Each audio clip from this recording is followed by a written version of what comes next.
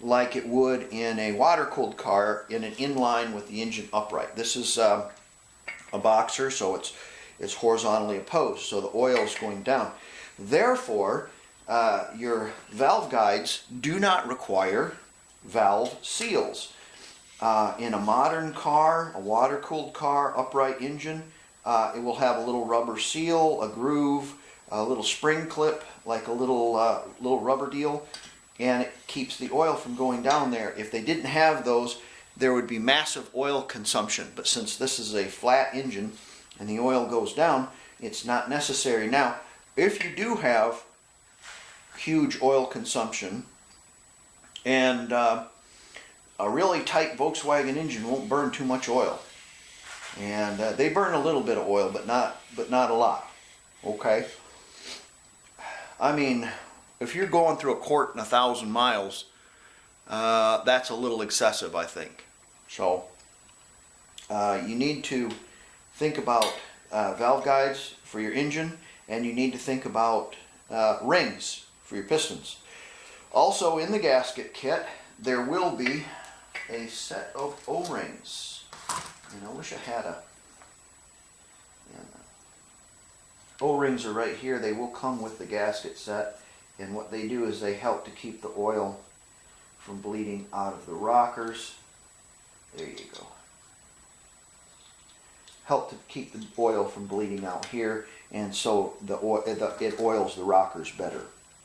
Little gasket. So there's some other things about heads. So we covered the valves, the seats, the spark plug holes, the studs. You need to address all that stuff. Your valve guides, all that there. So I'm going to mark this head a little better. I'm going to scribe it 3 and 4. I think we have it 3 and 4. Yeah, we're calling this 3 and 4. Yeah, we're calling it 3 and 4. And what I'll do is I'll scribe a 3 and a 4 right here. And that way, when I take it through the car wash and blow it all off, and blast all these ports, I'll know exactly what head it is and which valves it goes in. So it's important to mark those because the valves were running in each one of those. We're going to buy new intake valves. The exhaust ones look to be fine. And it's the old adage, if it ain't broke, don't fix it. Did not cover is valve springs. I'm going to use my stock valve springs. I'm not interested in a screaming engine. See how the coil is tighter at the bottom? That goes on the head. Okay, the cap goes here. The tight part of the coil goes on the head, goes towards the head. It's that way on every engine. So, just something I know. I'll have to look at the other Volkswagen head, but I'm relatively certain that's how it works. Is the tight end goes on the head. Let's talk about springs and valve train and all the stuff like this. An engine is an air compressor, okay? And if you want it to compress more air, you have to spin it faster. And or make it bigger. In order to spin it faster with the valves closing in time, you have to have either bigger or heavier springs or double springs. Double springs, heavier springs, and a cam with greater lobes on it. Bigger lift, longer duration. And they will keep the valves open longer and make it pump more air. Benefits to this. Yeah, you get a lot of horsepower. That's about it. Cons to this. Are you ready? Cost. Longevity of the engine. Heat. did I mention cost?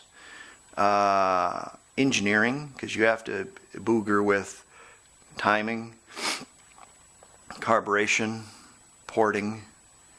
Look, all this has been figured out already by German eggheads with slide rulers, okay? So I'm looking for, 53 horsepower.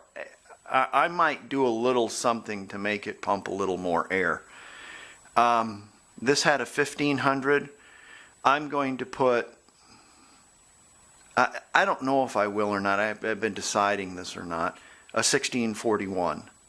Volkswagen did 1600 cc's for a reason, and that was cylinder wall thickness and heat.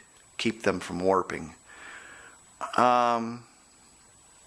I don't know if I'm going to do 1641 or not. 85.5s are probably the biggest pistons that you want to do. Cost effective and make your engine run and last as long as it can. I know there's people out there, oh, my engine's got 100,000 miles on it. It's a 3-liter engine. Yeah, right. Okay, whatever you say, buddy. When you stress this little engine was made to make 53 horsepower for 75,000 miles or 75,000 miles. So until it needed a little bit of help. So re-ringed, heads ground, that kind of thing. So re-engineering these things, I know there's a lot of people out there that do it. I'm not going to do this. I'm going to try to keep it relatively stock. I'm going to do a little massaging to it, and here's how I'm going to massage it. I'm going to put a different carburetor on it, which is a little bit bigger. I'm going to put a 1641 kit in it, which is a little bit bigger, and I'm not going to put a stock muffler on it. I'm going to put a header on it. And the reason why, one of the reasons why I'm going to put a header on it is because I don't like that sound. I don't like that sound. And that's caused by those little pipes out the back. Yeah, that's a classic Volkswagen sound. Yeah, it's tolerable and that kind of stuff. But I like a little throatier rumble. So I'm going to put a header on it. And what that's going to do is it's going to make it breathe just a little bit more. So I figure if I bump it up 50 cc's, and if I put a slightly bigger carburetor on it, the one that my brother gave me, and if I put a header on it, I might squeeze 2 more horsepower out of it. Maybe 1, I don't know, something like that. But it seems like to me, every Type 1 engine that I had, every single port that I put a header on and a bigger carburetor, it ran a lot better. Yeah, whatever. So,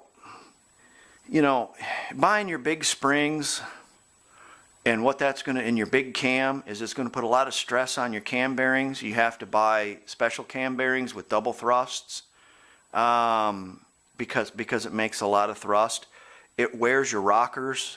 You have to have special rockers. It just compiles on each other.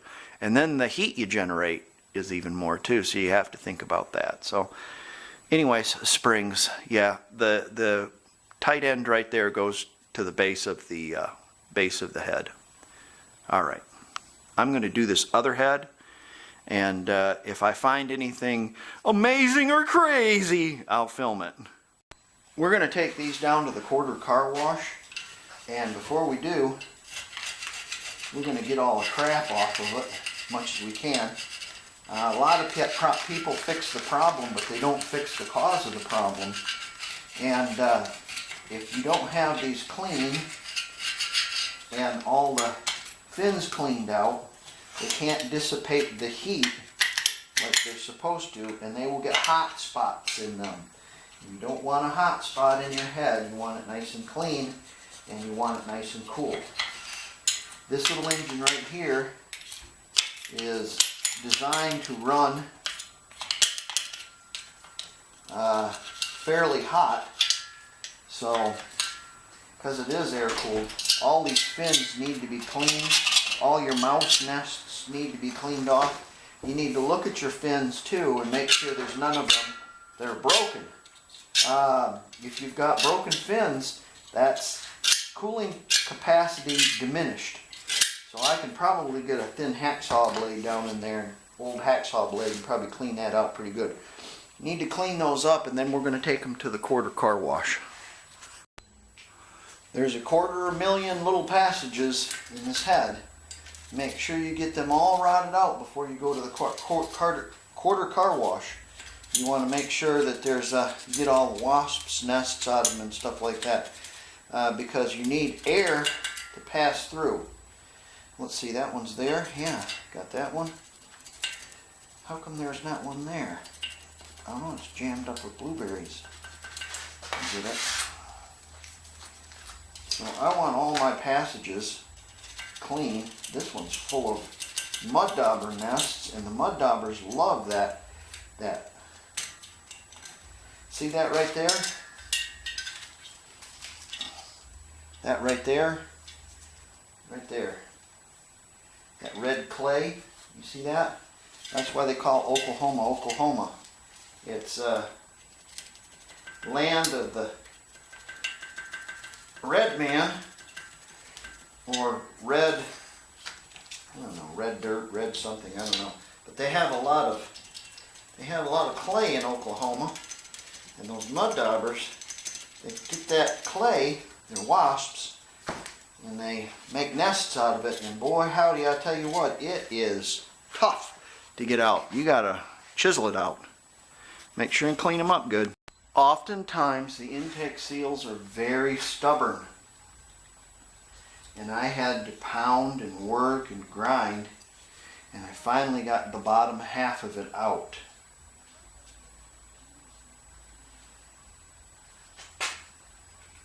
Quite a mess, just trying to get it out of there. So remember that, get your old seals out of there, your old intake seals.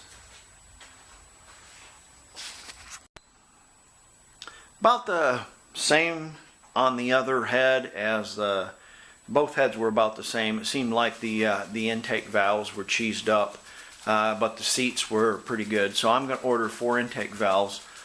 The guides were pretty good. I think we can just lap new valves and relap the exhaust valves. I'm going to use the original springs and keepers, and everything looked okay.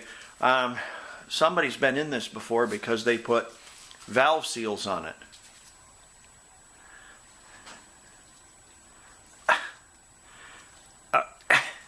Okay, they put like a little rubber washer over the top, but it's not attached to the guide. Just going up and down with the valve. I don't know. I don't know what's going through their head. Volkswagen cylinder heads do not have valve seals. Okay, when you're done with your cylinder heads, it's a good idea to put them on the ground because they're susceptible to gravity. And you drop one of those and you'll buy a new head. So don't drop them. Before I take them to the quarter car wash, I'm going to coat them liberally with Cramp Easy Lube brand vegetable shortening. Oh, actually, it's degreaser.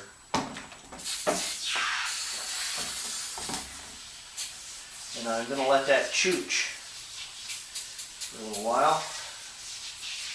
Almost smells like oven cleaner. Oven cleaner would probably be a pretty good stuff to spray on these. Probably be pretty good. The fumes are pretty big here. So we're going to let that chooch for about an hour, and it'll give us time to look at this generator.